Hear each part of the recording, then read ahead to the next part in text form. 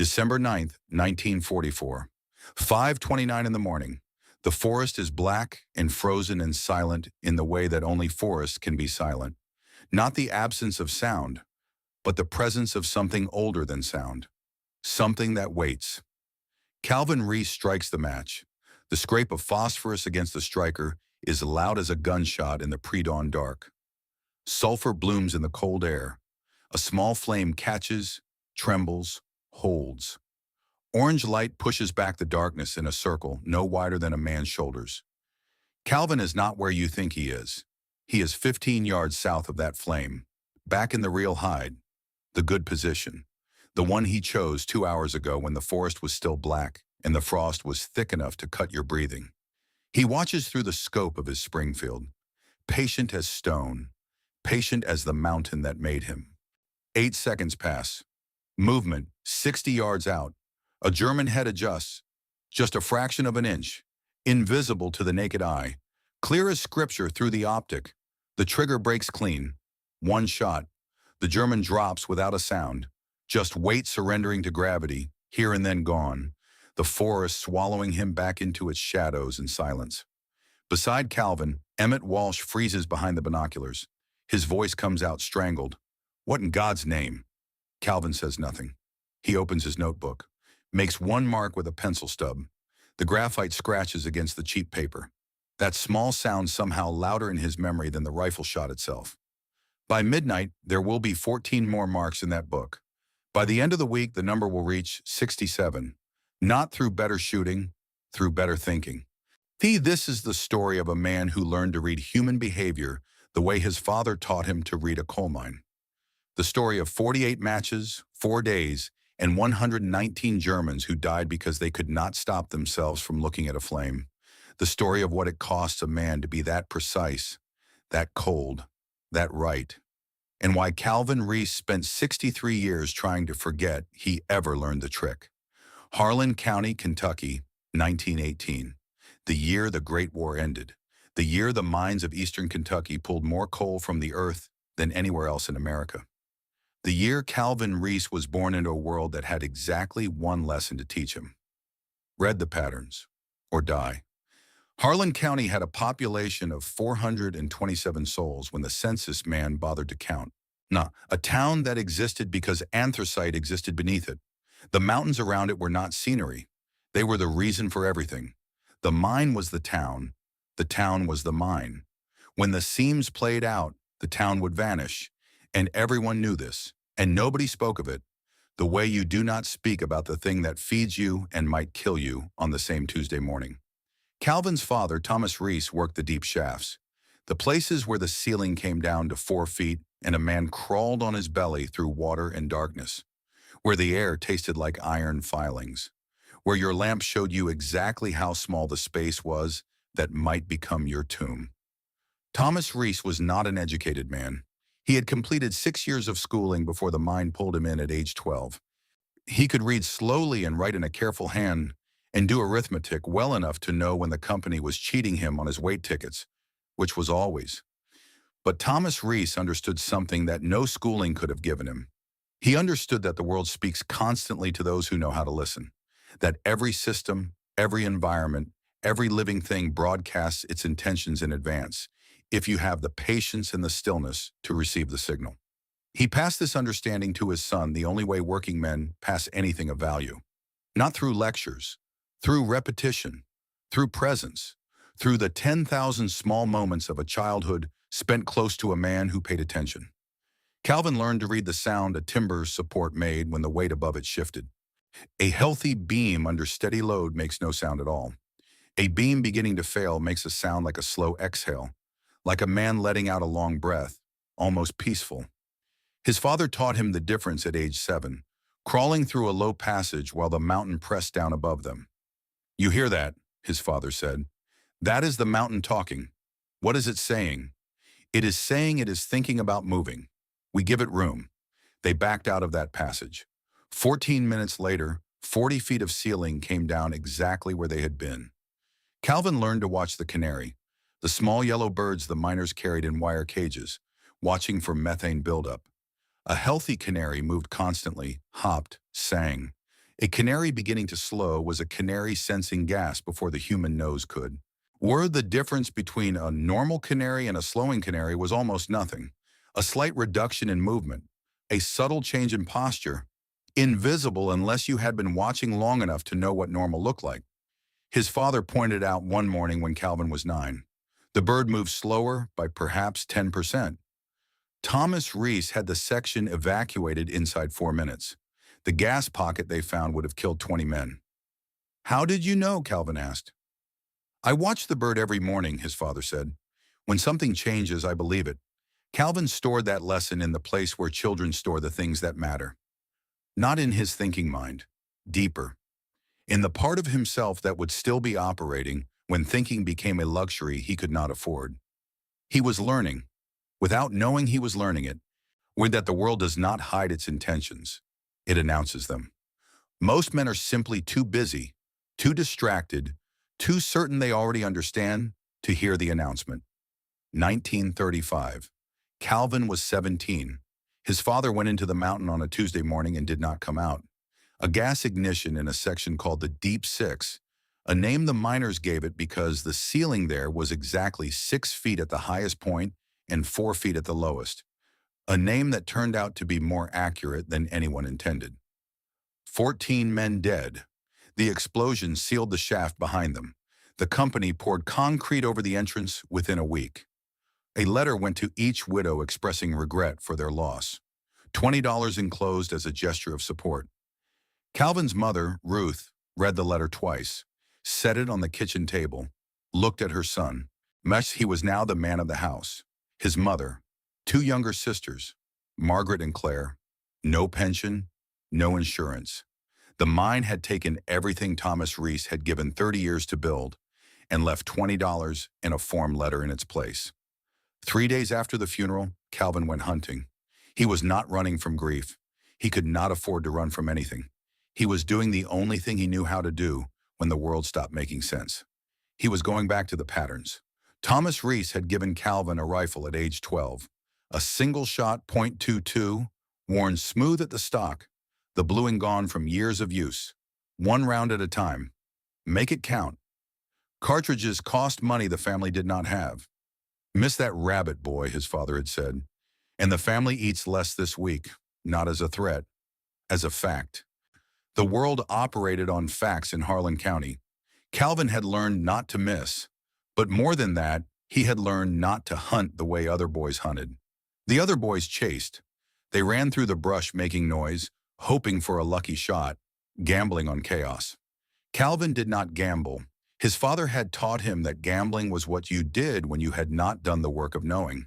Calvin predicted. Rabbits freeze when startled. Every hunter knows this. But most hunters treat the freeze as a moment of opportunity and rush it, raising the rifle, trying to get the shot off before the animal bolts.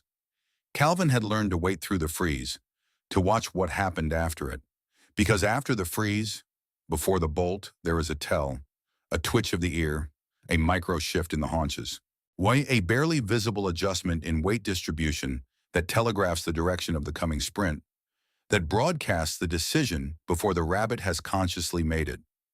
Calvin learned to fire not at where the rabbit was, but at where the rabbit was going to be. He would toss a stone into the brush, the rabbit would freeze. Calvin would watch through the iron sights, patient, still, waiting for the ear to twitch, and then he would squeeze the trigger, leading the animal by half a second, placing the round in the space the rabbit would occupy when it made its move. 14 rabbits that fall, 14 shots, 14 kills. An old neighbor named Hargrove watched him do it one afternoon and crossed himself and muttered something about witchcraft. Calvin just cleaned the game and carried it home. His family ate well that week. It was not witchcraft. It was pattern recognition. It was the understanding, absorbed so deeply it had become instinct, that everything with a nervous system behaves predictably under stress. That the freeze response in a rabbit is not random. That the direction of flight is written in the body before the body moves. That if you are patient enough, still enough, attentive enough, you can read the decision before it is made. The mind had taught him to read gas in timber stress. The rabbits taught him to read living behavior under the pressure of fear. What Calvin could not have known, standing in the cold Kentucky brush in the autumn of 1935, was that these two educations would combine into something that had no name yet. Something that would one day take him to a frozen German forest and teach him to kill in a way that military doctrine had never imagined. He was 17 years old. His father was dead. His family needed food. He went home and cooked the rabbits and did not think about patterns at all. He thought about his father's hands, the way they looked at the end of a shift, black at the knuckles, the coal dust ground so deep it never entirely washed out. The way those hands had held the rifle the first time, adjusting Calvin's grip, patient and precise. The way those hands had never struck him in anger in 17 years of raising him through poverty and grief and the constant low hum of danger. He thought about the concrete poured over the entrance of the Deep Six and the $20 and the letter expressing regret. He thought about patterns, about how a system that is killed once will kill again if nothing in the system changes, about how the mountain does not know it is killed. It is simply doing what mountains do, pressing down, following its nature, about how a man who understands that has two choices. He can rage against the mountain, or he can learn to read it well enough to never be in the wrong place when it moves. Calvin chose to read. December 7th, 1941. Calvin was 23, working as a shift supervisor in the same mine that had taken his father, making enough to keep his mother in the house and his sisters in school. He was listening to the radio on a Sunday afternoon when the announcement came through about Pearl Harbor. He enlisted the next morning. Not out of rage, not out of patriotism exactly, though he felt that too. The slow burn of it in his chest when he thought about what had been done. He enlisted because he recognized the moment, because he understood that what was coming was a pattern larger than anything he had encountered, and that a man who could read patterns needed to be where the patterns were. Camp Perry, Ohio, January 1942. Sniper training. Calvin scored perfect on the marksmanship qualifications. Every other recruit in his cohort did too. Perfect scores were the minimum requirement. You did not get sent to sniper school unless you could already shoot. But the instructors noticed something else about the quiet man from Kentucky. He asked strange questions. Not questions about ammunition or windage or concealment, the questions every sniper student asked. Calvin asked questions that the instructors did not have answers for. Questions that seemed to come from a different angle entirely. Questions that suggested he was thinking about sniping in a way that the manual had not anticipated. What makes an enemy soldier look at something against his training? Can you cause an exposure without revealing your own position? If you understand how a man thinks under stress, can you control where he aims before he fires? The head instructor was a grizzled master sergeant named Garrison, who had fought in the First World War and had been shot twice and had opinions about everything. He shut Calvin down fast. Sniping is patience, Reece. It is discipline. You hide. You wait. You take the shot when the target presents itself. You do not manipulate. You do not set bait. You do not play games with the enemy's psychology. You are not a chess player. You are a rifleman. Well, Calvin said, yes, Sergeant, wrote it down in his notebook. Not because he agreed, because he was cataloging a pattern, the pattern of military doctrine, the pattern of men who had survived by following the manual and therefore believed the manual contained all possible answers. He had seen this pattern before, in the mine, in the shift supervisors who had been doing it the same way for 20 years, and therefore could not imagine a cave-in coming from a direction the procedure did not account for. This was the first twist in Calvin Reece's war, and it happened before he ever fired a shot in anger. The men who wrote the manual were not wrong. They were incomplete. And incomplete, when the shooting started, was just another word for dead. He filed the information away, not with contempt, with patience, because the day would come when his questions mattered more than the manual's answers. And when that day came, he intended to be ready. He filed the information away, not with contempt, with patience. The manual was not wrong.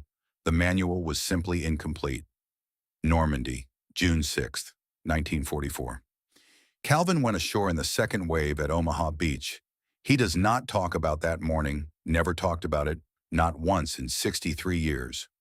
What can be said is that he survived the crossing, moved inland with the 28th Infantry Division, and in the 3 months that followed accumulated 17 confirmed kills. None of them spectacular, all of them methodical. A surgeon's work. Emmett Walsh became his spotter in July, 22 years old.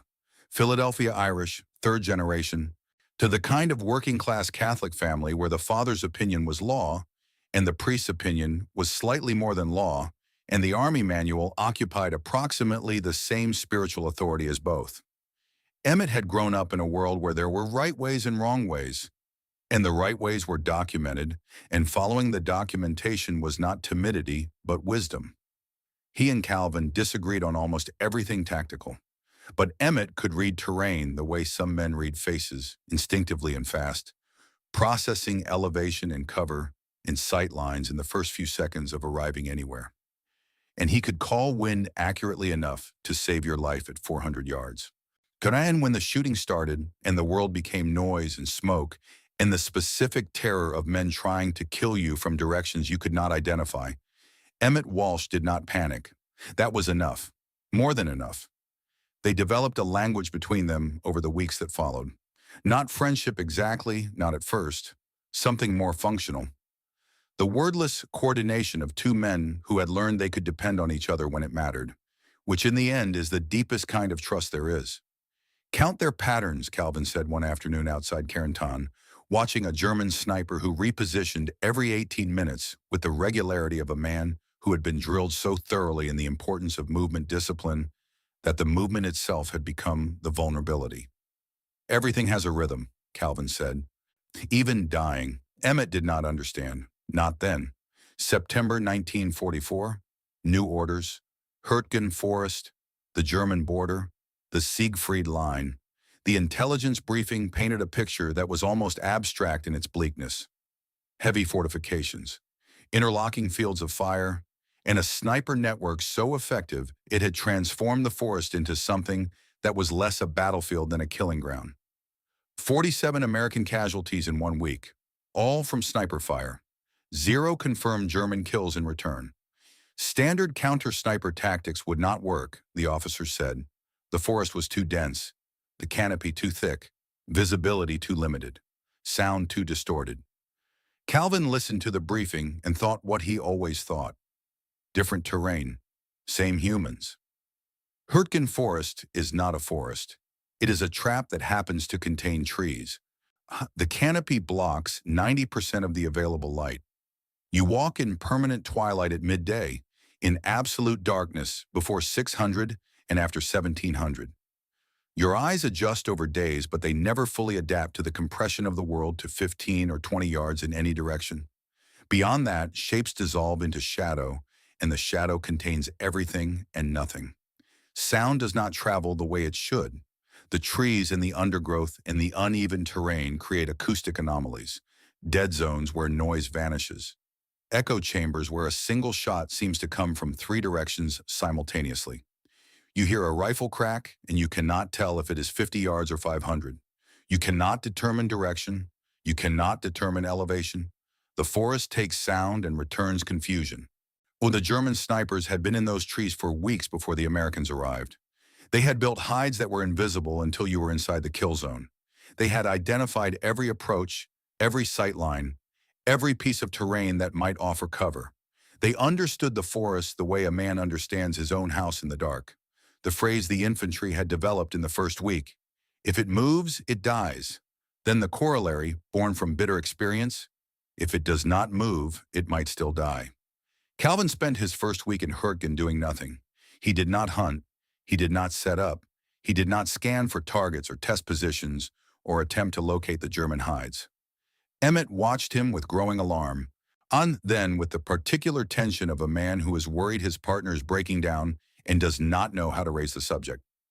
On day 5, Emmett's patience failed. "We are supposed to be killing them," he said, his voice low but edged. "We are in there. Our guys are dying in there. What are you doing?"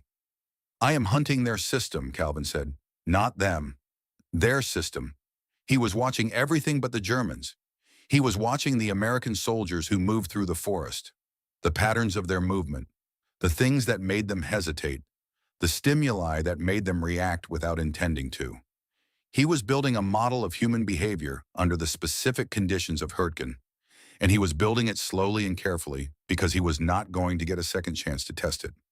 The model was developing a central insight. Within Hürtgen, movement was scarce because movement drew immediate fire. Sound was unreliable because the forest distorted it, and both sides knew this.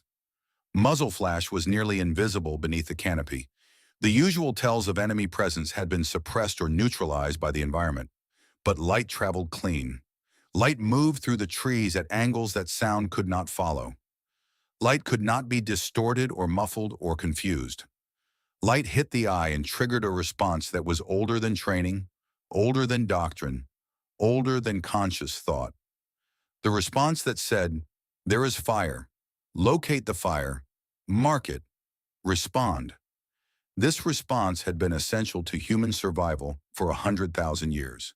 In the specific environment of Hürtgen Forest in December 1944, it had become the most exploitable reflex on the battlefield. While Calvin understood this in the abstract, he needed to test it concretely. On the evening of December 8th, he and Emmett were in a shallow scrape behind a deadfall, the temperature dropping towards single digits, the darkness coming early and coming hard. Calvin pulled a match from his jacket pocket, a standard Army-issue wooden match, sulfur-tipped, cheap, the kind that came in boxes of 48 from Supply. He struck it, not for warmth, as an experiment. Emmett's head turned toward the flame, automatic, instantaneous, without any conscious decision. The flame was there and Emmett's eyes were on it before his thinking mind had registered that anything had changed. "You just proved it," Calvin said. "Proved what?" "Reflex beats training. You knew the match was friendly. You knew I was going to light it. And you still looked." Over the next 10 minutes, Calvin struck 3 more matches. Same result every time.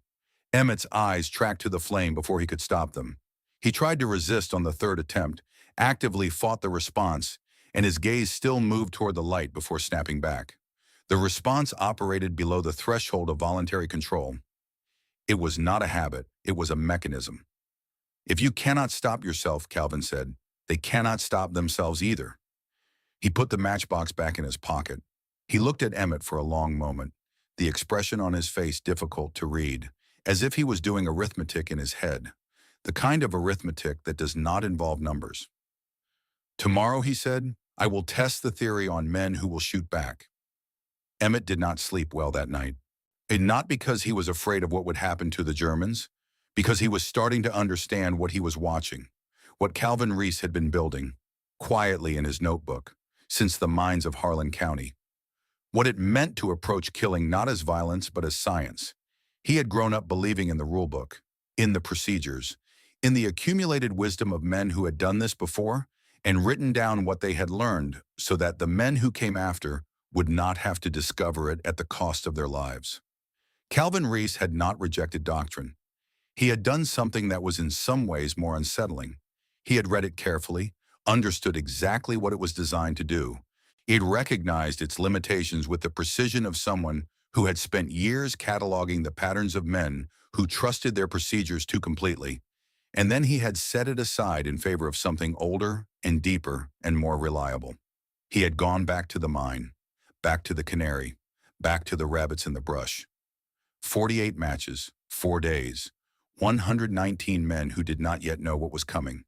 Calvin Reece lay in his hide in the darkness of Hürtgen Forest, his notebook closed, his rifle at his side, his breathing slow and even in the freezing air. He was not thinking about killing. He was thinking about his father, crawling on his belly through the low passage, listening to the mountain talk. He was thinking about the canary that slowed, the beam that sighed, the ear that twitched before the rabbit ran.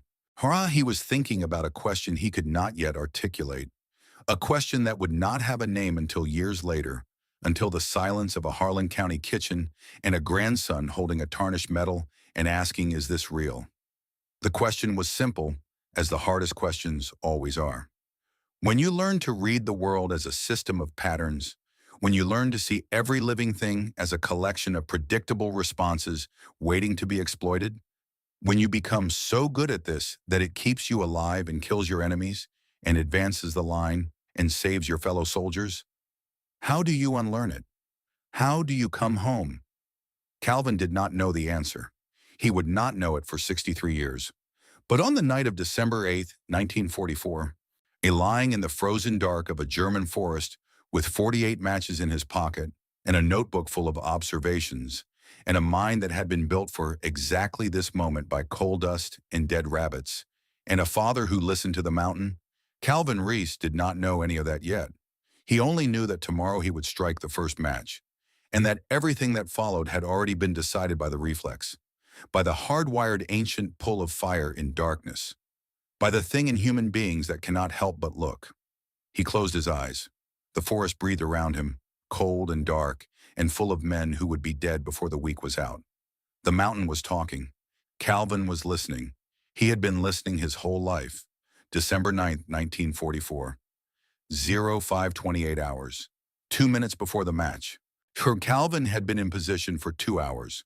The forest was still absolute black, the kind of darkness that has weight, that presses against the eyes like a physical thing. Frost had formed on the barrel of the Springfield. Frost had formed on Calvin's eyebrows, on the wool of his jacket collar, on the dead leaves beneath his chest. His breath made small clouds that dissolved upward into the canopy and vanished. He did not move, had not moved in 40 minutes. Emmett was 6 feet to his right, behind the binoculars, also motionless, also frosted, also breathing in the careful, shallow rhythm they had both developed over months of this work. The rhythm that said, "I am here, but I am not here. I am part of the ground." The primary hide was behind a cluster of shattered pine trunks. I wore 3 trees that an artillery round had knocked over some time in the previous weeks, the root balls torn from the earth and standing vertical like ragged walls. The trunks angled across each other in a way that created natural shooting lanes while offering cover from 3 directions. Good position. Solid. The kind of position a careful sniper chose and then used for the duration. The secondary position was 15 yards south. Obvious, visible. The kind of position a less careful sniper might have chosen, the kind of position that offered decent sight lines and adequate cover, and would have been perfectly acceptable if you did not understand that adequate and acceptable were the categories in which men died. Calvin had chosen it deliberately, as the decoy, as the address he would give to the enemy while living somewhere else. And he pulled the matchbox from his pocket. 48 matches, standard army issue, cheap wood, sulfur tips. The kind of thing a man carried to light cigarettes, to start cook fires, to push back the darkness for 3 seconds when the darkness became too much. The kind of thing that cost 5 cents at any general store in America. Calvin moved to the secondary position, silent, 15 yards across ground that was frozen hard and would have crunched under a less careful step. He had memorized the path 2 hours ago in the darkness, had noted every stick, every frozen leaf cluster, every place where the ground changed texture. He moved across it now without looking down, his eyes already focused on the direction of the suspected German position, the timber pile, 60 yards northeast. Intelligence believed it housed at least 2 snipers and a spotter. Calvin believed intelligence was correct because he had spent 3 days watching the sector, and the timber pile had a quality that hides always had when they were occupied. A stillness that was slightly too deliberate, a silence that was slightly too careful. The difference between an empty place and a place where something was trying to be empty. He struck the match. The sound in the pre-dawn quiet was enormous. Sulfur smell, immediate and sharp. The flame caught, trembled in the slight cold air movement, held. 3 seconds. He pinched it out between his fingers and moved. Back to the real hide. 15 yards. Silent. Fast. He was behind the shattered pines and settled into the scope before the last light memory of the flame had faded from his retinas. Now the waiting. 8 seconds. Movement. Timber pile, top right. Emmett's voice barely above breath. A head. Adjusting. Calvin saw it through the scope. Not a silhouette, not a clear target, not anything that a man operating on standard doctrine would have called an exposure. Just a fractional adjustment in the geometry of the timber pile. A shadow within shadow, shifting by perhaps 3 degrees, tracking back toward the position where the match had been. Following the stimulus.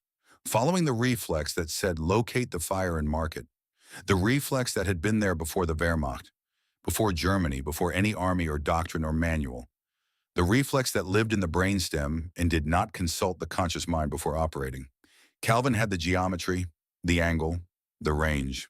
The exact location of a man who believed he was still hidden because he had moved so carefully, so slowly, so professionally. The trigger broke clean. The Springfield cracked across the frozen morning. Through the scope, Calvin watched the shape in the timber pile cease to be a shape. No drama, no Hollywood, just a man who had been alive and then was not. Emmett exhaled. What just happened? Calvin opened the notebook, made one mark, put the pencil away. Confirmation, he said. Their doctrine is intact. Their reflexes are intact. Their predictability is intact. Emmett shook his head, not understanding. Not yet. 45 minutes later, Calvin did it again. Different secondary position, same sequence. Strike the match at the decoy site. Move to the real hide. Wait for the German to track the light. Fire when the geometry reveals itself. Second kill. 0 return fire. 0 American exposure. The sun was coming up.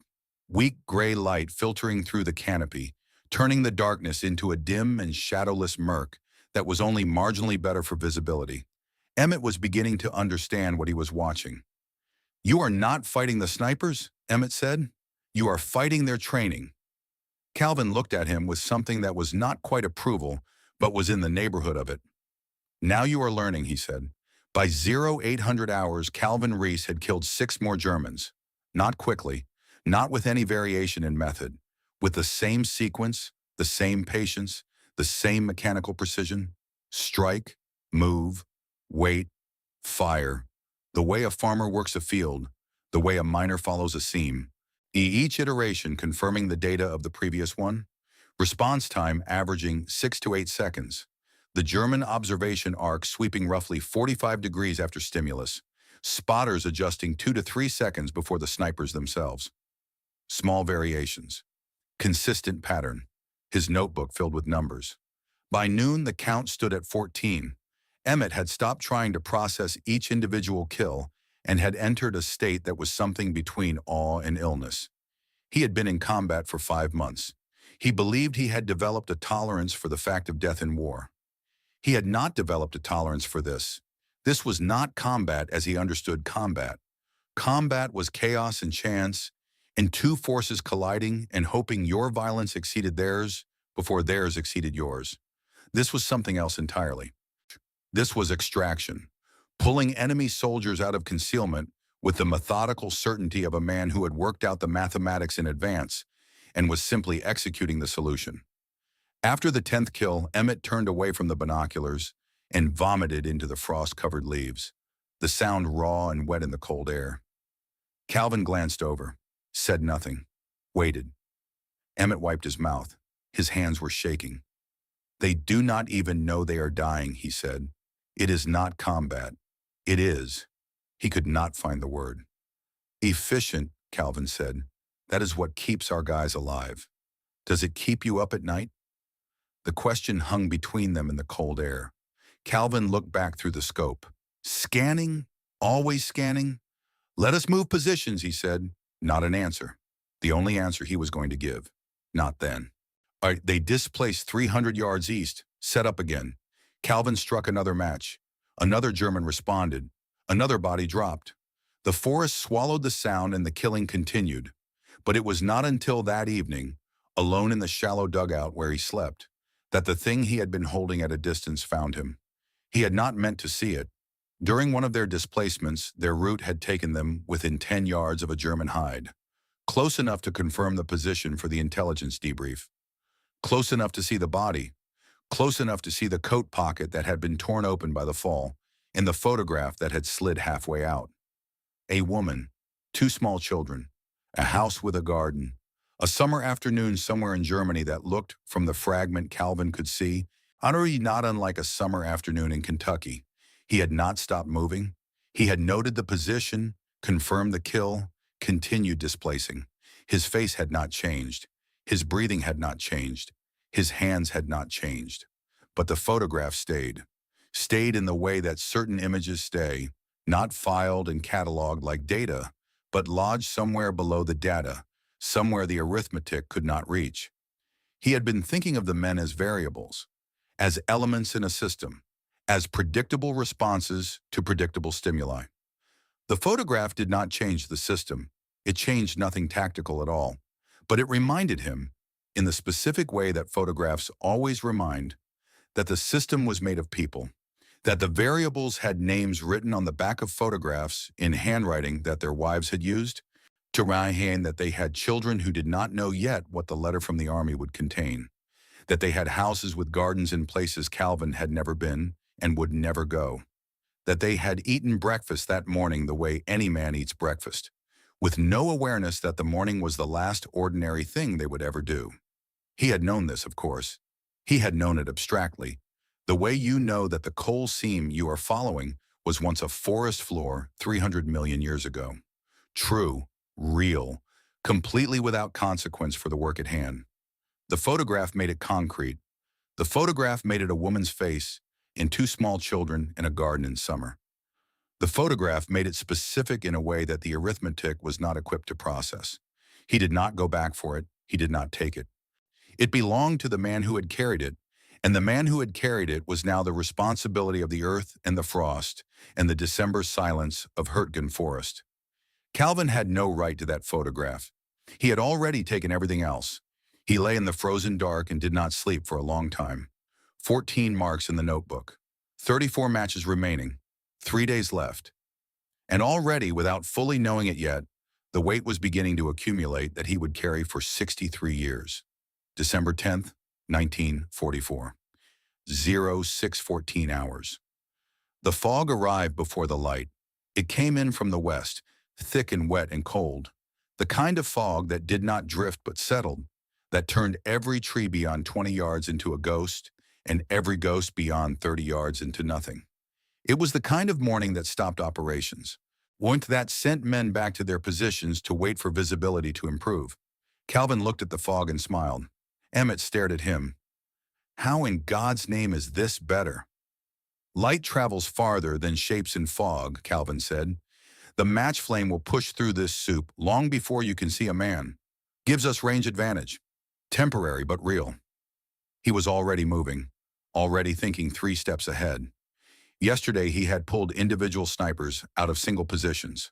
Today, with the fog suppressing shape recognition while leaving light transmission intact, he could run multi-stimulus sequences, multiple matches, multiple positions, creating a decision problem for the enemy rather than a single point of attention.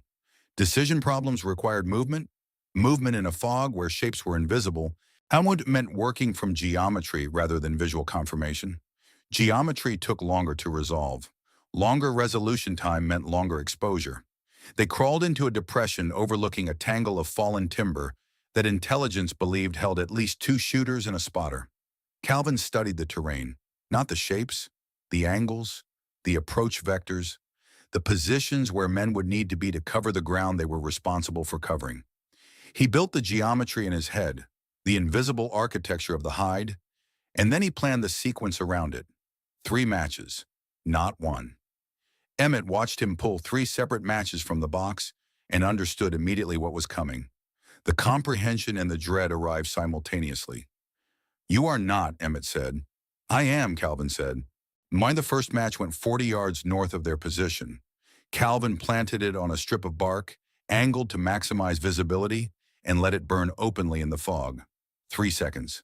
A beacon in the gray. Out. 30 seconds. Second match. 30 yards west. Same duration. Let it burn. Visible. Impossible to miss if you were watching the sector. Out. Emmett tracked the German position through the binoculars, straining against the fog. No movement yet, he whispered. Wait for the third, Calvin said. 20 seconds. Third match, 20 yards south of their position. Calvin let this one burn longer. 4 seconds.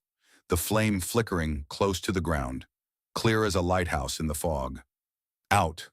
And now Calvin did not move, did not reposition. He settled into the primary firing position and waited. Because 3 matches created something that 1 match could not. 1 match created a single point of attention, 2 matches created a pattern, 3 matches created a problem, a prioritization problem. Which of 3 separate light sources represented the greatest threat? Which should be addressed first? How should the observation arc be redistributed? Prioritization required internal calculation. Internal calculation required micro-movement. Micro-movement in a fog that suppressed shape recognition, but not geometry, meant the movement itself became the signal. From the German hide came exactly what Calvin had predicted. 2 separate adjustments, 2 heads turning in slightly different directions, 2 observation arcs redistributing to address 3 points of light. 2 in the pile, Emmett murmured, left and center. How Calvin crawled forward 15 yards, not toward the Germans but toward a small rise that sharpened his angle to both positions. He struck the 4th match. This one he did not place. He held it himself openly, 25 yards from the German hide. A flame so close and so visible that ignoring it was not a tactical option. You cannot order a man not to respond to a fire burning 25 yards from his position without verification. Verification required movement. Movement gave direction. Direction gave geometry.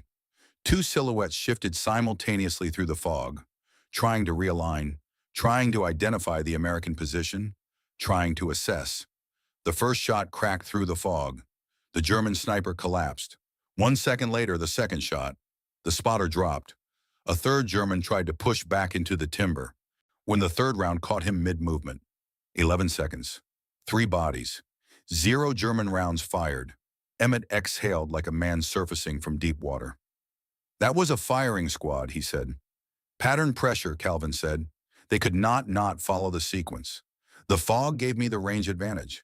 The sequence gave me the exposure timing. Emmett was quiet for a moment. There was something in his face that had not been there yesterday. Not exactly fear. Something more considered than fear. The expression of a man who is revising a belief he has held his entire life and finding the revision both necessary and uncomfortable. By 0800 hours, Calvin had executed 3 more multi-match sequences. By noon, the kill count for the 2nd day had reached 19 additional kills. Cumulative total, 33. But the number was not what mattered. What mattered was the evolution. Calvin was no longer extracting individual snipers from individual positions. He was extracting teams, spotters, radio operators, the men whose job was to watch and report and coordinate. Without them, the snipers were blind. Without coordination, the defensive line lost its coherence. The forest was becoming theirs. And then, at 1300 hours, Emmett pulled the radio close and went very still. He listened for 30 seconds, looked at Calvin. New orders across the sector, he said. Ignore all light sources. Do not react. Do not investigate. Do not turn heads. Light discipline absolute. He waited for Calvin's reaction, waiting for frustration, for the expression of a man who has found a method that works and just been told it has been countered. Calvin was quiet for a moment. Then he smiled. And the smile was not the expression of a man who had been defeated. It was the expression of a man who had just been handed something. That does not kill the trick, Calvin said. That opens a new one. Emmett stared at him. How? They have been ordered not to look at light. How does that help you? Calvin picked up a stick and drew 2 shapes in the frost. A position, a light source. The geometry of a man facing away from a fire. If they are ordered not to look at light, he said, they are ordered to keep their eyes forward, which means if I put the light behind them, between them and me, they will not turn to see it, and the light will show me exactly where they are. Emmett understood. The understanding hit him the way cold water hits a sleeping man. Sharp, complete, unavoidable.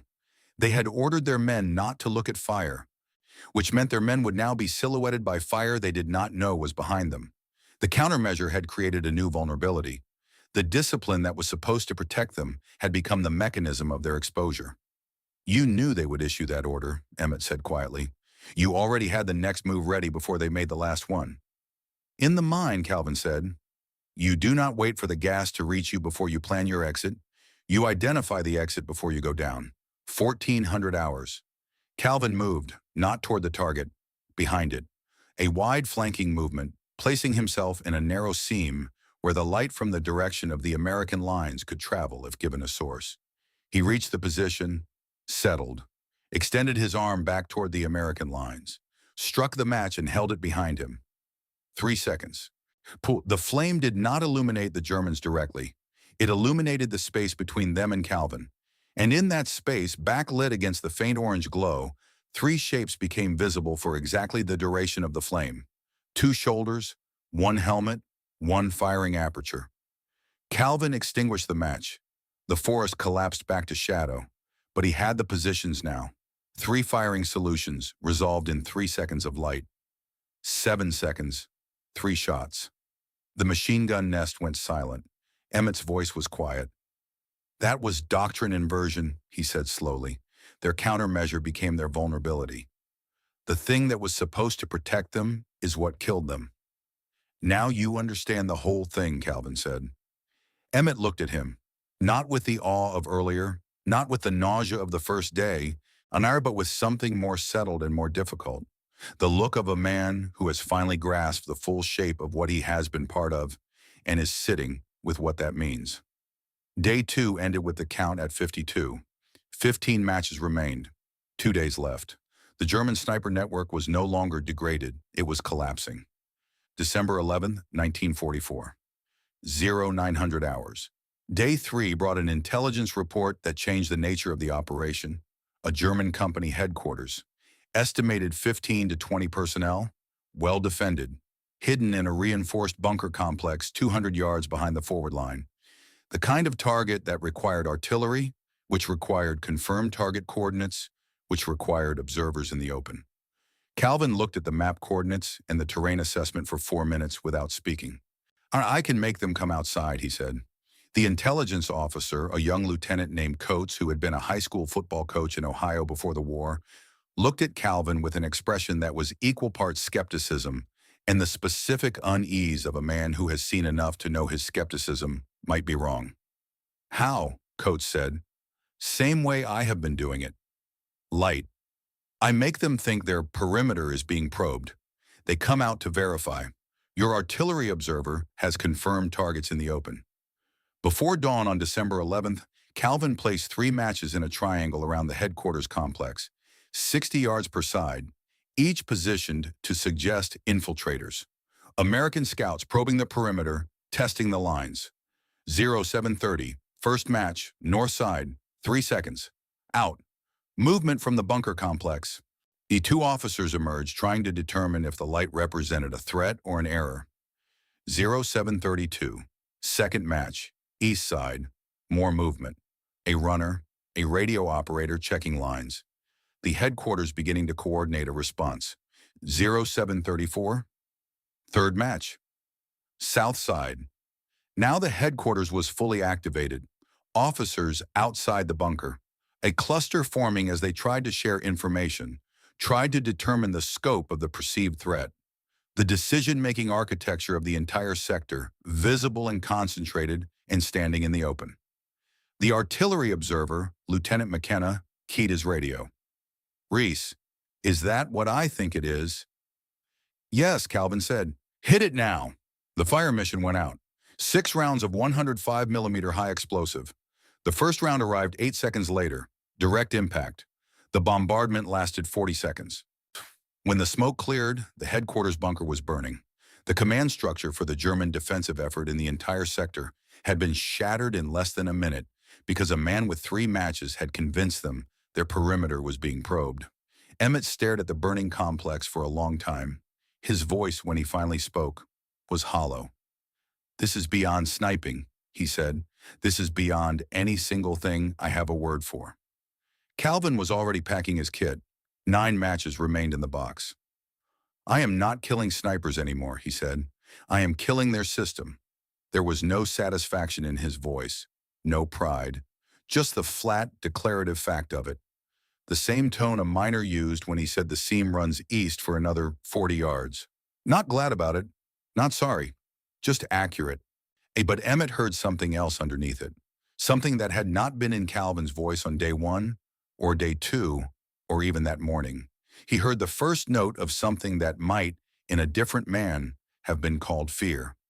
Emmett looked at him, really looked at him. Calvin met his eyes briefly, then looked away, toward the burning headquarters. Then he said quietly, almost to himself, "I know what I am doing. That is what worries me." It was the first time in 3 days Calvin had said anything that was not tactical. The first time the arithmetic had admitted a variable it could not resolve. He had been thinking of himself as an instrument, precise, purposeful, pointed at a problem. But instruments do not worry about what they are becoming. Only men do. He sat with that for a moment. The smoke from the burning headquarters was still rising through the canopy, a dark column visible for miles. And somewhere in that smoke were the decisions of men who had come outside because 3 matches had told them to. Men who had training and discipline and years of professional formation, who had survived Russia and France in 2 weeks in Hürtgen, and who had died in 40 seconds because they followed the logic that their preparation had given them. The same logic that Calvin had followed to create the trap. The same underlying mechanism, the same hardwired response to apparent threat, the same doctrine operating in 2 opposite directions with one of them fatal. He had started this thinking the enemy was their training. He was beginning to understand that he and the enemy shared the same training, the same nervous system, the same brainstem response to stimulus. The difference between them was not biological. It was only that Calvin had seen the mechanism from the outside first, in the mines, in the brush, in the patient watching of things that could not know they were being watched, and that seeing it from the outside had given him a choice that the men who only knew it from the inside did not have. He had chosen to exploit it, and he was very good at that choice. He was, possibly, the best man alive at that choice, and that excellence, the cold and complete mastery of it, was the thing that was beginning to feel not like a weapon, but like a verdict. What kind of man, he thought, becomes this good at this? What kind of man comes home from being this good at this? He did not say any of that to Emmett. He said, "I know what I am doing. Gosh, that is what worries me." And Emmett, who had been watching him for 3 days and understood more than he let on, nodded once and looked away. He picked up the matchbox. 9 matches. He counted them twice. The second count was not because he had forgotten the number. By 1600 hours, the German coordination in the sector had collapsed. Communications erratic. Patrol timing broken. The sniper support network fractured. Machine gun emplacements losing discipline. Headquarters units relocating in panic. The cumulative count stood at 62 confirmed kills from Calvin's rifle. 48 additional casualties from artillery and coordinated fires he had directed. 110 total, deep in the German rear, in a command bunker that was now the 3rd location in 2 days. Hauptmann Franz Decker sat with the casualty reports spread across the map table and finally allowed himself to acknowledge the full shape of what was happening to his network. Decker was 34 years old, a professional hunter before the war, Bavarian Alps. He had tracked chamois and red stag through terrain where one wrong step meant a 1,000-foot fall. He understood the psychology of predators and prey at a level most soldiers never reached. He had applied these skills in Russia and in France and had survived both. He was not facing a skilled sniper. He was not facing exceptional marksmanship or superior equipment. He was facing a man who had turned the German army's own training into a weapon against it. The reports were fragmentary, confused. Radio operators trying to describe something they did not understand. Something is wrong with the American. He shoots men before they move. It is like he knows our positions. Decker had fought on the Eastern Front. He had lost men to Soviet snipers who were very good, but even the best Russian marksmen had to wait for an exposure, had to see the target before engaging. This American was creating the exposures, forcing them, making German soldiers reveal themselves through some mechanism Decker could not identify from the reports alone. The orders he had issued, the light discipline, the prohibition on reacting to stimuli had not worked. The losses after the order had been issued were, if anything, worse, which meant the American had anticipated the countermeasure and prepared the next move before Decker had even issued the order. That was not marksmanship. That was not even tactics in the conventional sense. That was the thing Decker did in the Alps when he was not hunting, but being hunted, when he had to think not about what he would do next, but about what the animal would predict him doing and how to move outside that prediction. That was predator logic applied to human beings. Decker straightened, looked at his remaining officers. He issued the last order he had left to issue. Find the American, the single operator. Find him and kill him. Do not wait for ideal conditions. Hunt him aggressively. Use every asset we have. His officers nodded, went to the radio. Decker looked at the map, at the pattern of kills that, when you plotted them, formed not a random distribution, but a deliberate shape, a systematic clearing, section by section. When the way a careful man works a piece of ground when he intends to own it. He thought about the Alps, about the rare occasions when the animal had surprised him, when something had broken the pattern. Those were always the most dangerous moments, not because the animal became more capable, because you had built a model of its behavior and the model was wrong, and a wrong model was worse than no model at all, because it told you where to look while the thing was somewhere else entirely. Decker reached for the radio himself, asked for Werner Haas. Of all the men he had left, Haas was the one who might understand. Haas was not his most technically skilled shooter, but Haas had been a mathematics teacher before the war, and mathematics teachers understood something that other men did not. They understood that the most dangerous thing in any system was not the variable you could not predict. It was the variable you thought you could predict and couldn't. Haas, Decker said, when the connection came through, I am sending you the casualty reports from the last 3 days. I want you to read them. All of them. I want you to look at the pattern. A pause. Then Haas's voice, careful and precise. What am I looking for? You will know it when you see it, Decker said. And when you see it, I want you to think about how you would do the same thing. Another pause. Longer. Understood, Haas said. Decker set down the radio, looked at the map, at the burning mark where his headquarters had been 2 days ago, at the silence where his sniper network had been. Somewhere out in the frozen dark of Hürtgen Forest, the American was already planning what came next. 9 matches remaining, 1 day left. And coming toward Calvin Reece through the frozen trees, with a notebook full of casualty reports and a mind built for pattern recognition, a mathematics teacher from Stuttgart who had just been handed the only tool that might make a difference. Not a better rifle, not superior numbers or superior firepower. A mirror, December 12th, 1944, 13:30 hours. The forest had been quiet for 2 hours.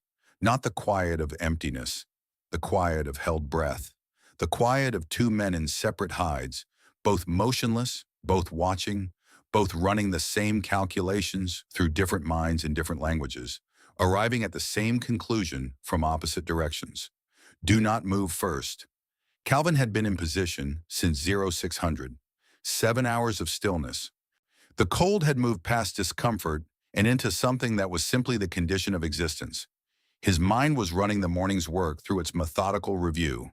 6 matches used, Emmett coordinating with infantry units to the south. Ground that had cost American lives for 2 weeks changing hands without resistance. 3 matches remaining.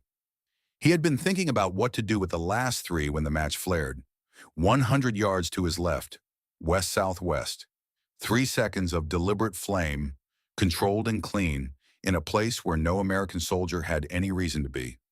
Calvin did not move, did not turn his head, did not adjust the scope, just registered the information and filed it in the part of his mind that processed threat data, the part that had been running continuously since 1935.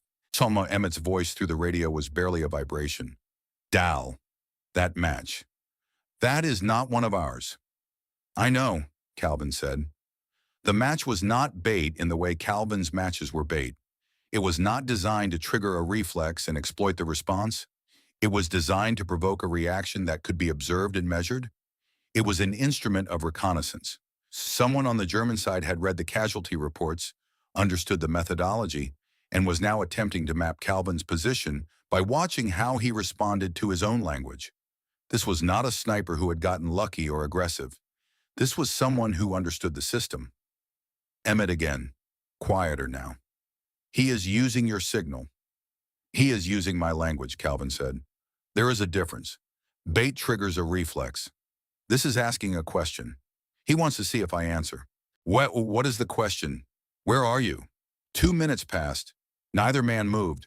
Calvin ran the geometry in his head. 100 yards west-southwest. The match had been held at ground level, angled slightly upward, suggesting a man lying prone or in a very low crouch. The duration was identical to Calvin's standard duration. Whoever this was had studied the pattern closely enough to replicate the timing. That level of analysis required access to the casualty reports and the intelligence to read them correctly. It required a mind that thought in systems rather than incidents. It required someone who had looked at 3 days of losses and seen not tragedy, but data. At 13:40, the second match appeared. Different position, 30 degrees offset from the first, the same duration, the same ground level angle. Calvin did the geometry immediately. 2 points of observation, standard triangulation opening. The German was building a firing solution the same way a surveyor builds a map, establishing reference points and measuring the relationships between them. Each match was not a lure. It was a data point. At 13:50, the third match, 45 degrees from the second. The triangulation nearly complete. Calvin did the math. 3 reference points gave a probability radius, 30 yards. The German had narrowed his possible location to a circle 30 yards across. Close enough. Emmett's breathing had changed. The shallow, controlled rhythm was gone. "How do we beat a man who thinks the same way you do?" he said. His voice was steady. The question was genuine. Calvin considered it, not the tactical answer, which he was already developing. The real answer underneath the tactic. "You break symmetry," he said. "You do the thing that is impossible for one person. You force him to choose between what his logic tells him is true and what his eyes are telling him is happening. When those two things contradict each other, even a careful man makes a small movement to resolve the contradiction. And small is enough." He paused. "I need 3 matches lit simultaneously from 3 different positions." Emmett stared at him. "That is impossible for one person." "Exactly. That is why it will work." For the 2 hours that had appeared to be stillness, Calvin had not been entirely still. While appearing motionless, while giving the German observer no information, Calvin had been working in the spaces between observation windows. Micro movements. Paracord stripped from his pack. Run out in 3 directions to match positions he had mentally plotted. Each cord ending at a small bundle of dry tinder and a match positioned head down against a rough patch of bark that would function as a striker. North, 45 yards. West, 38 yards. South, 41 yards. A distributed ignition system improvised from field materials. Crude, barely functional. The south position required Emmett to move and light manually. The north Calvin could ignite by pulling the paracord sharply, the friction of the match head against the bark sufficient to catch if the tinder was dry enough. The west required him to use the underside of his rifle stock as a striker. 3 flames, 3 positions. Less than 1 second of separation. For a man 100 yards away who had spent 2 hours building a probability model, this would be information that violated the model completely. Not a sniper with a spotter. 3 simultaneous ignitions from 3 directions suggested either a team of at least 3 operators contradicting all available intelligence or pre-positioned ignition systems, which required advanced knowledge of the observation attempt, which meant the American had anticipated the entire approach before it began. Either conclusion required gathering more information. Gathering more information required expanding the observation arc. Expanding the observation arc required movement. "I need you to light the south match on my signal," Calvin said to Emmett. Emmett understood what was being asked. He understood that moving in the current situation, with a skilled German observer actively triangulating their location, was a significant risk.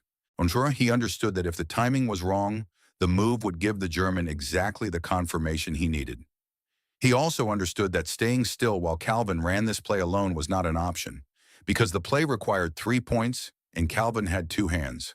Emmett nodded. Once. At 16:15, Calvin gave the signal. 1 finger raised. Emmett moved to the south position. Simultaneously, Calvin pulled the north cord. The friction caught. A small flame bloomed 45 yards north, brief and clear in the dim forest light. He rolled left, used the underside of his stock against the west cord. The west match caught.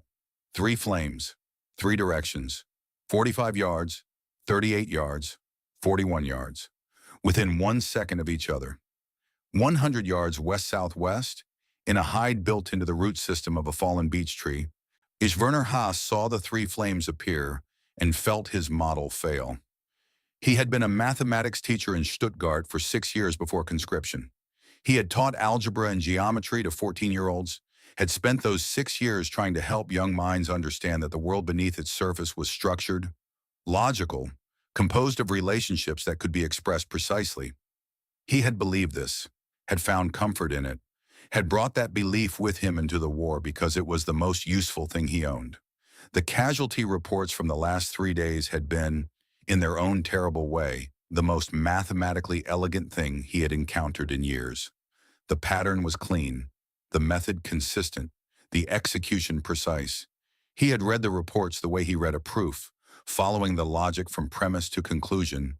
The conclusion had told him approximately where the American was. 3 simultaneous flames contradicted the conclusion. He understood immediately that he was looking at a trap, that the correct tactical decision was to remain absolutely still and refuse to gather the additional information his model demanded.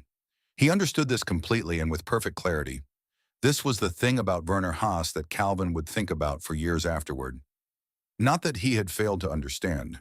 He had understood perfectly. He had seen the trap with the same clarity that Calvin had constructed it. A lesser man, a man with less analytical precision, might have moved out of confusion or panic and died without knowing why. Haas moved knowing exactly what the movement meant, knowing that it was likely to be fatal, and moved anyway because his mind, the mind that had been trained for 6 years to believe that sufficient information always led to sufficient response, could not accept that the correct answer to a mathematical problem was to stop doing mathematics. That was the tragedy underneath the tactic. Not that Haas was too slow or too careless or too poorly trained, but that he was, in his own way, exactly as Calvin was. A man who had learned one tool so completely that the tool had become the only lens through which the world was legible. Haas needed to resolve the contradiction because unresolved contradictions were, to a mind like his, a kind of unbearable noise. And in the half-second between understanding the trap and moving anyway, Calvin suspected Haas had made a choice that was not really a choice at all. He had simply been what he was. He moved anyway. 6 inches to the left, expanding his sight line to encompass all 3 flame positions, his mind insisting that understanding the geometry was the necessary precondition for the correct response, that he could not respond correctly without the information, that 6 inches was a small and manageable risk. The shoulder of his coat cleared the root ball by perhaps 2 inches. Calvin had been waiting for exactly this. The scope was already on the German position, tracking the most likely point of adjustment based on the geometry of the hide. When the shoulder appeared, it appeared in the center of the reticle. The Springfield fired once. Werner Haas was dead before the sound reached him. The bullet entered below his right collarbone, traversed both lungs, and severed the spinal cord. His body registered none of it. His last conscious experience was the attempt to resolve a mathematical contradiction. Calvin kept the scope on the German position for 30 seconds, watching for secondary movement. For a partner? For anything? Nothing. Clear, he said finally. Then he did something that violated every tactical protocol. He told Emmett to cover him and crawled forward across the open ground. Emmett hissed objections. Calvin was not listening. He crossed the 100 yards and reached the German hide. The man was small, younger than Calvin had expected. Brown hair, thin-framed, the kind of face that belonged in a classroom rather than a rifle pit. The kind of face that looked like it should be holding chalk instead of a scope. A worn notebook lay open beside him, the pages covered in dense, careful script. Numbers, angles, time intervals, diagrams of match positions with compass bearings annotated in pencil. Calvin looked at the notebook for a long moment. Not the body, the notebook. He recognized the language. Not German, the other language. The one underneath German and English and every spoken tongue. The language of observation and inference in the patient reduction of chaos to pattern. The language his father had taught him in the mine. The language he had taught himself in the Kentucky brush. The language he had been speaking for 3 days in this forest. Someone else had been speaking it too. The last page had 3 diagrams. The first showed Calvin's probable position range based on the first triangulation. The second showed the narrowed range after the second match. The third showed the 30-yard probability circle that had been. I swung for a mathematics teacher from Stuttgart with 6 years of training, young minds in the structures beneath the surface of things, close enough to be dangerous and not quite close enough to be sufficient. 6 inches. That was the distance between the model and the man. 6 inches that Haas had moved because his model demanded it, because his training said that sufficient information always led to sufficient response, because the same instinct that had made him good enough to find Calvin had made him unable to stop looking, even when looking was the last thing he should have done. Calvin thought about that for a long time, kneeling in the frozen leaves of a German forest with a dead man's notebook in his hands. He closed it gently, put it in his pack, took the man's identification tags, felt the weight of them. Haas Werner, Ida Obergefreiter, born 1916, Stuttgart, 28 years old. Calvin looked at the man's face, at the notebook in his pack, at the careful annotations that would never be finished, at the proof that had been interrupted mid-solution, one step away from the answer, stopped not by failure but by the very precision that had brought him so close. He crawled back. Emmett was watching him when he returned, watching with an expression that was neither judgment nor approval, but something more complicated than either. The expression of a man who has watched something he cannot categorize and has stopped trying. "You went to him," Emmett said. "Yes." "Why?" Calvin set the notebook on the frozen ground between them, tapped the cover once with 2 fingers. "Because he deserved to be seen," he said, "not just counted." Emmett looked at the notebook, at Calvin, at the notebook again. "You respected him." "I killed him," Calvin said. "Respect is the least I owe."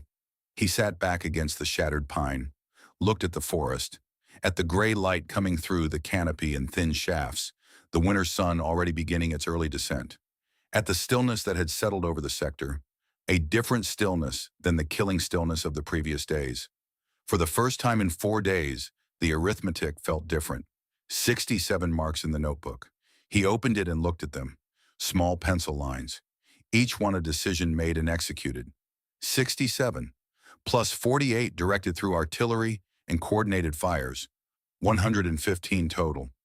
Growing to 119 by the time the day was finished, he put the notebook away. Then he put his face in his hands and sat that way for a long time. The sounds that came from him were not the sounds of a man who was grieving exactly, or breaking exactly, or regretting exactly. They were the sounds of a man on whom a weight had finally arrived that had been accumulating for 4 days, that had been held at a distance through the mechanics of the work, the focus, the arithmetic, and that now, in the stillness after the last shot, had nowhere left to be deferred to. Emmett said nothing, put his hand briefly on Calvin's shoulder, then took it away and looked at the forest and let the silence be what it needed to be. After a while, Calvin straightened, wiped his face, looked at the matchbox. 3 matches remaining, the work was not finished. "After this is over," Calvin said, "I am done. No more tricks, no more patterns. No more reading people like they are seams in a mine wall." Emmett said nothing for a moment. "What will you do?" "Go home," Calvin said. "Teach something useful, things that build instead of take apart." He picked up the matchbox, looked at it. "But we finish this first." The afternoon hours of December 12th were not dramatic. The dramatic part was over. What remained was consolidation. Calvin used the remaining matches not for direct kills, but as instruments of coordination, placed at patrol route intersections and supply line choke points. Each flame creating a forced response that infantry units and machine gun positions could exploit through prearranged signals.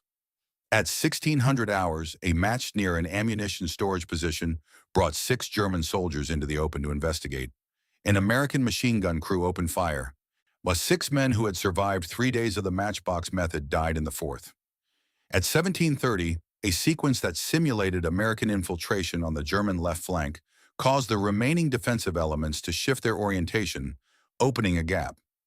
American infantry moved through without resistance, without casualties. At 1800 hours, as the winter darkness began its early descent over Hürtgen, Calvin fired his 67th and final round. A German observer who had stood to report a light source. One shot. The man fell back into his position and did not move again. Calvin lowered the Springfield. He did not make a mark in the notebook. By 1830, the German resistance in the sector had effectively ceased. American forces had advanced 800 yards in a single day, more ground than the previous 2 weeks combined. That evening, Calvin pulled the matchbox from his pocket one final time. 5 matches remained inside. He opened the box, looked at them. 5 unburnt wooden handles and 5 unused sulfur tips, the only members of the original 48 that had not been expended. He struck one, not for hunting, not for killing, just to watch it burn. The flame was steady in the cold December air, the same orange light that had been death for 67 men over 4 days, burning now in the palm of a man who was not aiming at anything, just watching. He let it burn completely down to his fingertips, until the heat forced him to drop it. The other 4 went back into the box. He closed the matchbox, put it in his pack next to Werner Haas's notebook, and sat for a long time in the dark of the dugout and said nothing. Division Headquarters, December 14th, 1944. Colonel Harris sat behind a field desk with the stillness that senior officers develop as a professional attribute, the stillness that says I have seen a great deal and am not easily surprised. And he looked at Calvin Reece with an expression that was trying to maintain that stillness and not entirely succeeding. 67 confirmed kills, Sergeant. 4 days. Yes, sir. How? Calvin placed the matchbox on the desk, pushed it across the scarred wood, said nothing. Harris picked it up, turned it over, opened it, looked at the 4 remaining matches inside, closed it. You killed 67 German soldiers with a box of matches. I killed them with their training, sir. The matches showed me where to look. Harris set the matchbox down carefully, looked at Calvin's face, at whatever was in it that had not been there before Hürtgen. When we need to document this, Harris said, train others. This methodology, systematically applied, could save thousands of American lives. No, sir. The refusal landed in the room like something physical. Harris's expression changed. That is an order, Sergeant. With respect, sir. No. Harris leaned forward. Explain yourself. Calvin looked at the matchbox on the desk between them, looked at it for a moment before speaking. You teach men to see enemies as patterns, sir, he said, as systems, as collections of predictable responses to be exploited. Once they learn to see that way, they cannot unlearn it. Not after the war ends, not when they go home, not when they sit across the dinner table from their wife, not when they look at their children. He paused. I turned their doctrine into a death sentence. That worked here. You standardize this method, you put it in a manual, you train a generation of soldiers to think the way I think, and you get men back from the war who cannot stop reading the people around them, who cannot stop looking for the pattern that says where to aim. I do not want an army full of men like me, and I do not want to be the man who made them. Harris was quiet for a long time. You won us a sector we had been bleeding for 2 weeks, he said finally. I know, sir. And I would do it again, but I will not teach it. The cost is not measured in enemy dead. It is measured in what happens to the men who learn to kill this way when the killing is supposed to be over. Harris looked at him for a long moment. Then he nodded. Once, slowly. I will mark your file, he said. Tactics non-replicable, circumstance-specific. He picked up the matchbox, handed it back across the desk. Keep it, he said. Calvin put it in his pocket. May 8th, 1945. The war in Europe ended. Calvin Reece came home to Harlan County in June, got a job as a mine supervisor. Switched to teaching shop class at the county high school after 2 years, because the mine, even above ground, even in the supervisor's role, smelled too much like the Deep Six, tasted too much like iron filings and old grief, and the specific silence of men who went down and did not come back. He married a woman named Helen in 1947. She was a school teacher, patient and precise, and possessed of the particular intelligence of a person who has learned not to ask questions that the other person is not ready to answer. She understood that her husband had come back from somewhere that did not have a simple name, and that he was making his way back from it by degrees, and she gave him the room to do that without requiring explanation. They had 2 children, a son named Thomas, after Calvin's father, and a daughter named Claire, after his younger sister. 3 grandchildren eventually. Calvin taught shop class for 22 years. Wood, metal, basic mechanical systems, how things fit together, how joints bear load, how a careful measurement and a clean cut produce something that would hold. He was a good teacher, patient, precise. His students remembered him for the quality of his attention, the way he watched their hands as they worked, the way he always seemed to see the error coming before it happened. He never spoke about the war unless directly asked. When asked, he gave the barest facts in the flattest voice. Numbers and dates and unit designations, nothing that had a shape. He kept the matchbox in a duffel bag at the top of the bedroom closet, along with the Medal of Honor he received in France in May 1945, and the notebook with its 67 marks, and Werner Haas's notebook with its careful, incomplete proof. He did not look at any of these things. He did not throw them away. His grandson, Thomas's boy, found the Medal of Honor when he was 12, came running with it, tarnished and heavy in his small hand. "Grandpa, is this real?" Calvin looked up from the newspaper. The afternoon light was coming through the kitchen window at the angle that sometimes reminded him of things he did not think about. And for a moment the 2 images coexisted, and then the kitchen resolved back into itself. "Long time ago," he said. "Different person? How many Germans did you kill?" Calvin met his grandson's eyes. The boy was 12 and earnest and had no idea what he was asking. No idea that the answer was a number Calvin had not spoken aloud in 40 years. No idea that the real answer was not a number at all, but something about what it costs to be that precise and that cold and that right. Something that a 12-year-old in a Kentucky kitchen on a Tuesday afternoon could not be expected to carry. "Enough," Calvin said, "that I stopped counting." The medal went back in the duffel bag. 1984, a reporter from Louisville found him, the 40th anniversary of Hürtgen. The military historians were calling the operation one of the most effective individual combat actions of the Second World War. The reporter had a tape recorder and the energy of a person who believed the story was the important thing. "Mr. Reece, 119 confirmed kills or casualties in 4 days. Will you talk about it?" "No." "Why not?" "Because 119 men died. That is not something to celebrate. But you saved American lives. You broke the German defensive line without a single friendly casualty." Calvin looked at the reporter, at the tape recorder on the table between them. "That does not make the German mother's sons less dead," he said. The reporter published the story anyway. "Local hero refuses recognition." Calvin's former students read it, asked him about it in the hallway at the grocery store. The paper got it wrong," he said. "I am not a hero. Heroes are the men who did not make it back." In 1985, Fort Benning's sniper school requested that he speak to students. He declined.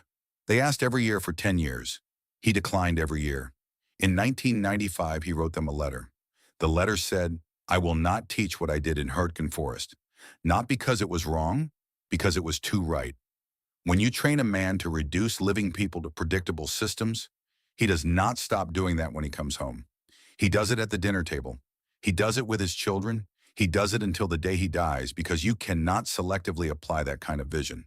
"Protect your soldiers from the thing I became. The victory is not worth the man it takes to win it." The letter went into his file at Fort Benning. The school read it, kept it. It filed it. Never fully understood it, because understanding it required having been there. But the men who had been there understood. Not all of them, not most of them, but some.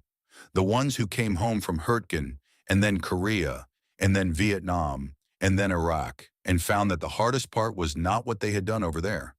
The hardest part was what they could not stop doing over here. The reading, the scanning, the reflexive assessment of every room, every crowd, every stranger whose hands moved in a way that the training said was worth noticing. Calvin was not unique in this. He was only unique in having named it precisely, in having understood it early, or in having had the discipline to refuse to teach it to others because he had looked honestly at what it had done to him and decided that no tactical advantage was worth that particular cost. The men who came back from Korea with the Chosin Reservoir in their eyes understood. The men who came back from Vietnam with the Ia Drang Valley in their hands understood. The men who came back from Fallujah with the weight of a decade of doorways understood. Every generation produced its version of Calvin Reece, men who had been made into something precise and devastating and could not find the switch to turn it off. Most of them never wrote the letter. Most of them never had the words.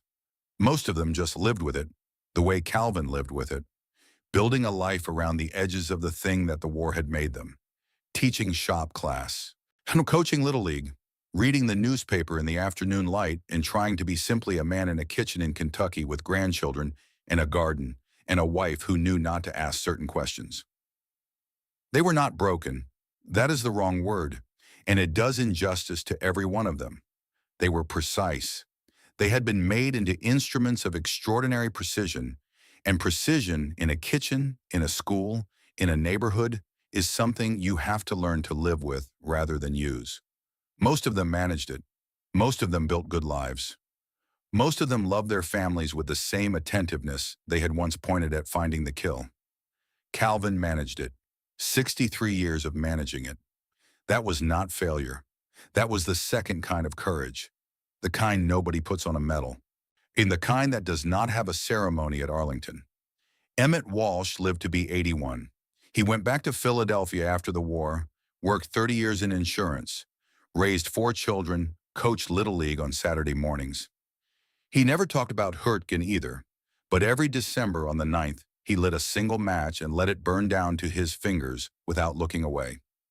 His wife asked him once what he was doing. Remembering, he said, someone who showed me the difference between winning and being right. She did not ask again. Some answers are complete as they are. June 9th, 2008. Calvin Reece died at home in Harlan County, surrounded by family, in the bedroom where he had slept for 60 years, in the house where he had raised his children and taught his grandson to read the grain of wood before cutting it, and to listen to what the material was telling you about how it wanted to be worked. He was 90 years old. Lung disease, the doctor said, which in Harlan County meant the mine had reached its accounting forward through 6 decades to collect what it was owed. His last words to his grandson, who was sitting with him in the afternoon light, "Do not waste shots. Do not count bodies."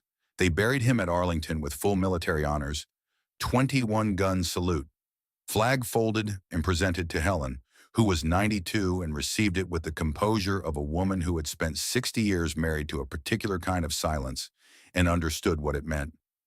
The headstone was simple: Calvin Reece, Sergeant, United States Army, Medal of Honor, 1918 to 2008. No mention of 119. No mention of matches. Ours just a name and a rank and an honor, and the dates that contained everything that had happened between them. In 2010, his grandson found the duffel bag. Inside, the Medal of Honor. Calvin's notebook with its 67 tally marks. Werner Haas's notebook with its incomplete proof.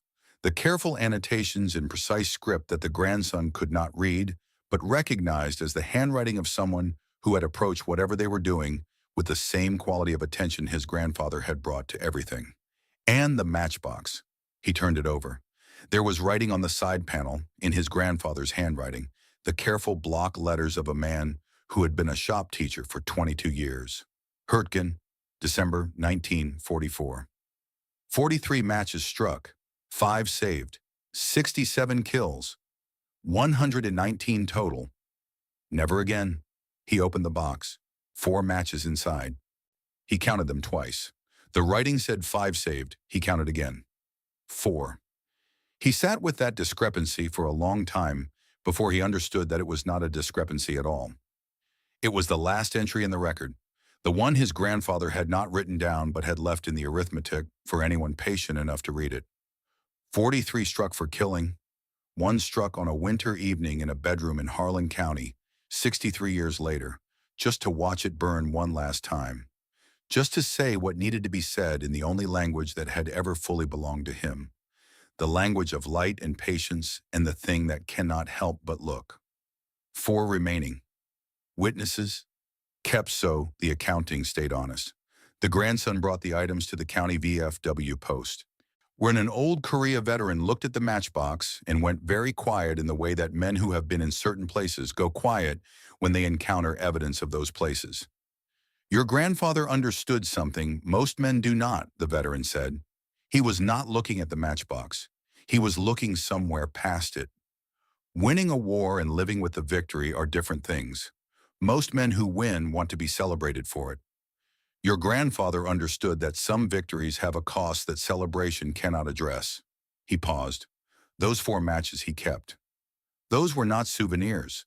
Those were his witnesses, his memorial to the men who died, and to the parts of himself he left behind in that forest.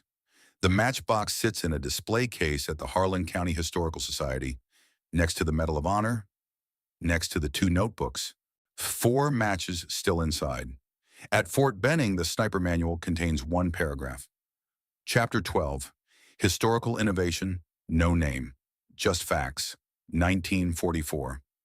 American sniper developed psychological exploitation tactic using light sources as behavioral triggers. 67 confirmed eliminations.